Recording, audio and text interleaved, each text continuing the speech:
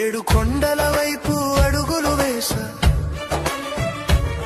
ఏ నమ్మకమో నన్ను నడిపే శ్వాసగా, చెప్పలేని బాధలతో మౌనంగా వచ్చా,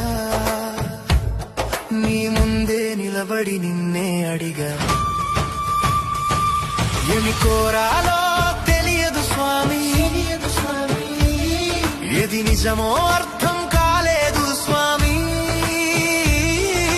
చేతులు జోడించి నిలబడ్డ వేళ, నా కన్నీళ్ళే నా మాటలయ్యే వేళ.